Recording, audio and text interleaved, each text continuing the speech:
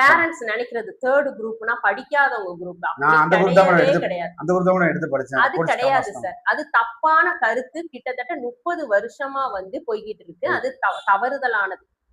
Actually அந்த group தான் first group. அதுதான் ஒரு ட்ரெஷரி குரூப்னே நான் சொல்லுவேன். அதுக்கு நான் ஒரு சில பேர் வச்சிருக்கேன். இனிமே அந்த மாதிரி குரூப் ஃபர்ஸ்ட் குரூப் செகண்ட் குரூப்லாம் சொல்லாதீங்க.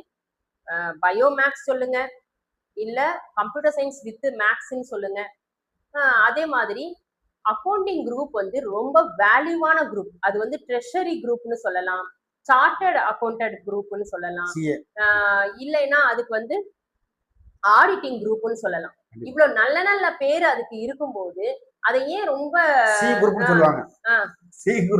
அது ஏன் அப்படி சொல்றீங்க? இன்னைக்கு போன ஆட்சியில நடந்த ஊழல் எல்லாத்தையும் எடுத்து வச்சு சொன்னது யாரு? யார் சொன்னாங்க? ஆடிட்டிங் படிச்சவங்க தானே சொன்னாங்க கஜானால இவ்வளவு இருக்கு இவ்வளவு இல்லைன்னு சொல்லி. அப்படி இருக்கும்போது அவங்கதானே ஒரு ஒரு ஃபிகர்ஸையும் கவுண்ட் பண்ணி எடுத்து வச்சாங்க, ரிப்போர்ட் எடுத்து வச்சாங்க. எம்பிபிஎஸ் டாக்டரோ இன்ஜினியரோ எடுத்து வைக்கலையே. அப்ப ஏன் இன்னொன்னு மேடம், இப்ப டாக்டர் சொல்லி எல்லாம் போய் போடணும்னு பண்ணாங்க, நம்மளும் சப்போர்ட் பண்ணிருந்தோம்.